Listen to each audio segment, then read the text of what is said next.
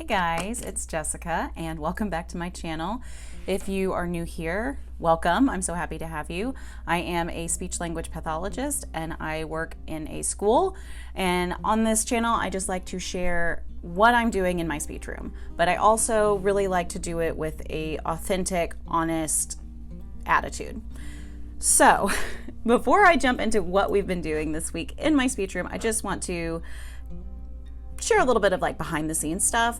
So last week I made, or maybe a couple weeks ago, I made a comment about how like what you see is what you get. This is real, authentic, like no special lighting, no special whatever. Okay, well, I'm experimenting with lighting today. Full disclosure. So you can see it in my glasses. I can't figure out how to get the glare to not go away, and I have to have my glasses. I can't wear contacts, and so here we are. But I made a commitment to myself as I started this like consistent YouTubing journey this year of trying to document what I'm doing each week in my speech room to get 1% better with each video. So the 1% better this week is let's experiment with lighting a little bit. And I don't know if the light in the glasses drives you crazy. It kind of drives me crazy, but I also kind of like that my face looks better. And as I'm going back and editing these videos, it's really hard for me to not pick myself apart. Just again, authentic, vulnerable, real. And I wanted to see if adding light would make me feel a little bit more confident in my approach. So if you have a preference either way, let me know. Like I said, just trying to keep it real and authentic here because that's what I'm all about. All right. Let's transition to speech this week. So our theme this week is restaurant, going to the restaurant. I have a lot of preschool language kiddos on my caseload. So the bulk of what I share this year is preschool language activities for speech therapy. So each week, if you have stuck around, I know you know this, but if you're new, each week I do a theme. And the theme I have already picked out for the entire year. I have 36 weeks that I have a book, I have a play-based activity for, and I have a song that goes along with it. And because I've already done these 36 weeks of activities, I don't have to do any lesson planning. I bought all my toys, I bought all my books. All I do is I pull these papers out and I know exactly what I'm doing for the week. So here's what they look like.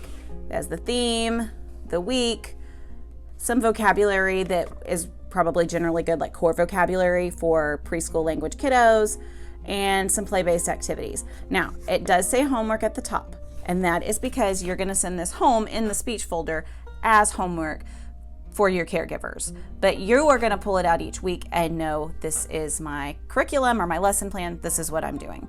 So super easy for you to modify for individual goals. But also I created it in a way that it also kind of works for pretty much any preschool language kiddo. So super great and easy. Also, behind the scenes stuff. My chair keeps squeaking. Now it's not going to do it. Okay, so if you hear it squeaking, I'm sorry. I'm trying different angles with lighting. Oh, there's a squeak. So apologizing for that. Okay, so that is, restaurant theme. Our book is Barney and Baby Bop Go to the Restaurant.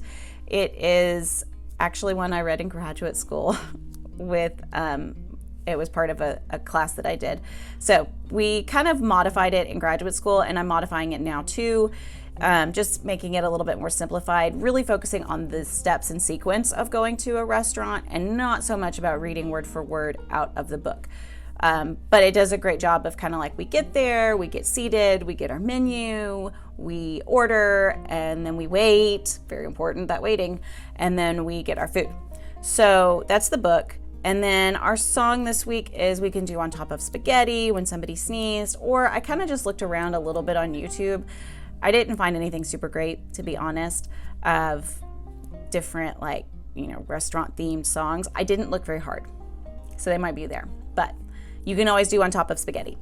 Next, for our play-based activity, I created a menu and I chose my menu items off of toys I already have for other sequence themes that I'm going to do with my preschool language speech kiddos this year. So I have the Melissa and Doug pizza, I have the Melissa and Doug birthday cake, I have a coffee thing, and I have cookies. So those are all themes I actually do throughout the year, so I'm reusing them by putting them on my menu. And my students and I took turns, pretending to be the waiter or the waitress, making an order, and doing a kind of a play-based activity. Again, focusing on the sequence of the restaurant.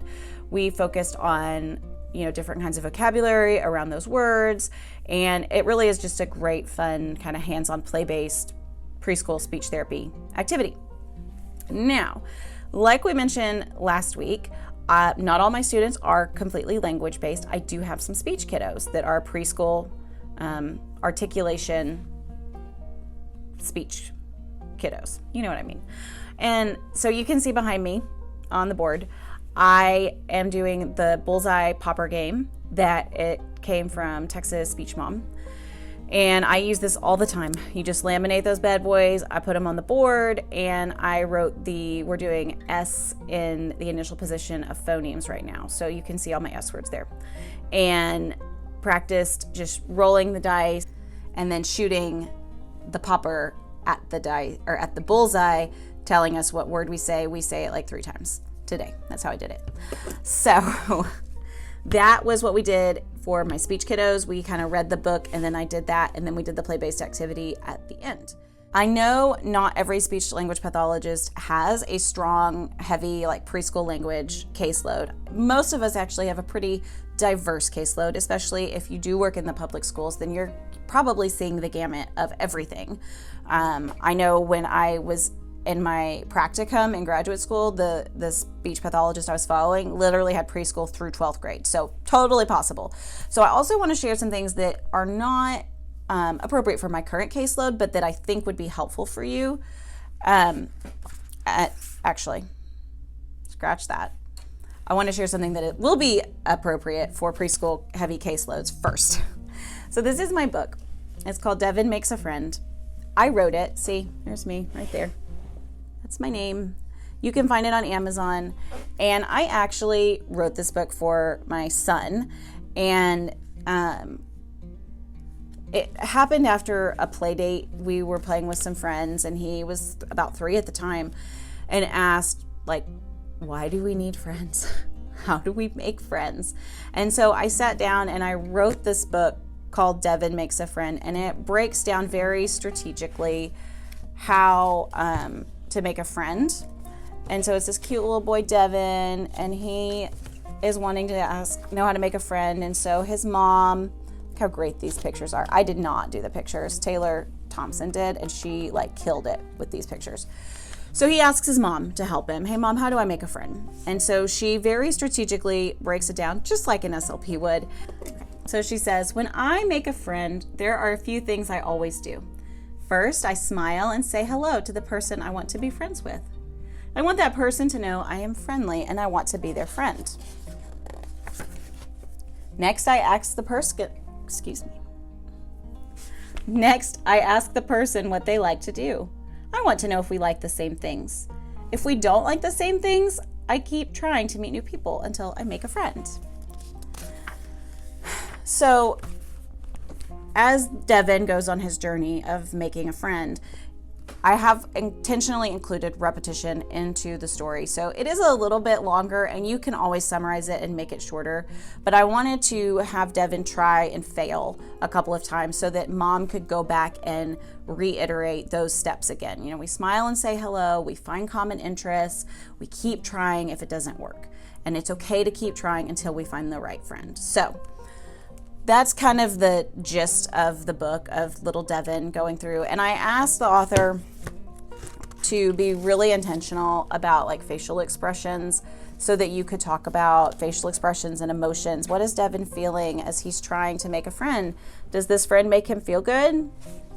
Maybe that's not the friend for him. That's okay. We keep trying. So I haven't talked about this on here in a while. And so again, it's called Devin Makes a Friend. You can get on Amazon. Great for preschool language kiddos, great for preschool kiddos working on social skills. Maybe some of your, neurodivergent kiddos would really benefit from this. And then of course, with all books, you can target it with articulation too. So just wanted to bring that up. I haven't talked about it in a while. Now, for speech pathologists who are working with older kiddos who might also be, your kind of autistic, neurodivergent students who also need to work on nonverbal communication, I wanted to talk about one of my favorite resources in my TPT store. It is a nonverbal communication teaching guide. And I actually really enjoyed learning about this. I bought like a textbook to guide me on like different types of nonverbal communication. And I learned that there are 7 types of nonverbal communication: facial expressions, gestures, touch, personal space, eye contact, tone of voice, and body language. And what this resource does is it takes all 7 of those and it breaks them down very strategically so that you can intentionally teach them to your kiddos who are not quite getting maybe any or one of these types of nonverbal communication. So how it breaks it down is, first it has a reading passage that introduces the topic. So this one is just kind of the introductory, what is nonverbal communication? And then, so there's one like a reading passage for facial expressions, for gestures, that really explicitly teaches that specific type of nonverbal communication. Okay, so there's that.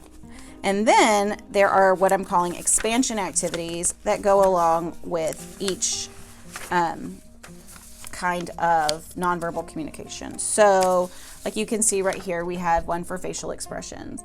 I'm going to give them a facial expression. They're going to describe it and they're going to write notes on it.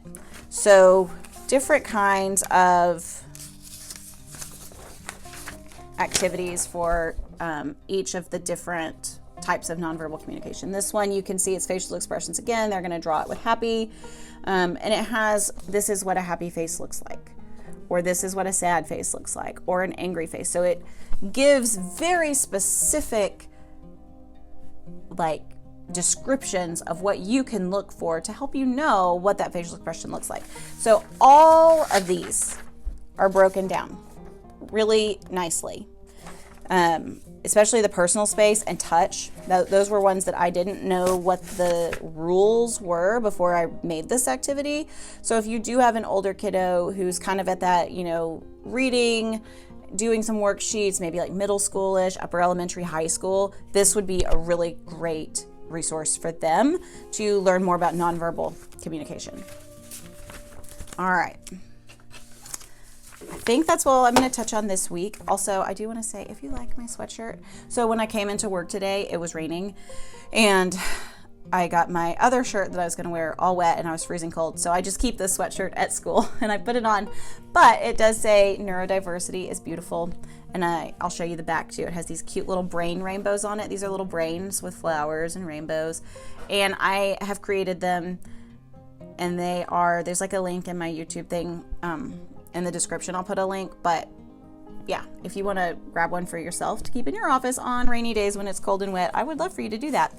And then I just always feel really proud when I'm walking through and I'm like, yeah, neurodiversity is beautiful. I have a bunch of neurodiverse students and I love it. I love my job. So if you want to grab your own, they are for sale. And of course, I'll put a link to Devin in the description. I will put a link to my TPT store with those 36 themes if you want to grab your own, and with the nonverbal communication teaching guide. I will also put that in the description so that if you want to grab any of those, you can. Now, going back to those language preschool speech therapy themes. Like I said, I made 36 of them. I've already printed them all off for the entire year. I tell you guys this every week, and that is because this was like one of the best things I ever did for myself. Printed them all off. So I can tell you that next week our theme is going to be building and tools. I don't put the date there so you can write it in yourself when you're ready to use it. Again, it's going to have a book, a song, some core vocabulary words that parents can choose to work on at home, and some suggested play-based activities. So I already know what I'm doing next week. Do you know what you're doing next week with your language speech therapy kiddos? You could, if you want to go grab it. Or you could just follow along. This is a whole series. It's in the playlist activities from my speech room. on my YouTube channel. So if you do want to follow along and know what some of my other ones were, like last week we did, I don't remember what last week was. We've done weather, we've done zoo, we have done bus and back to school. So anyways, 36 of them. Come along for the journey. I hope to see you next week. And thanks for stopping by, and I will see you next time.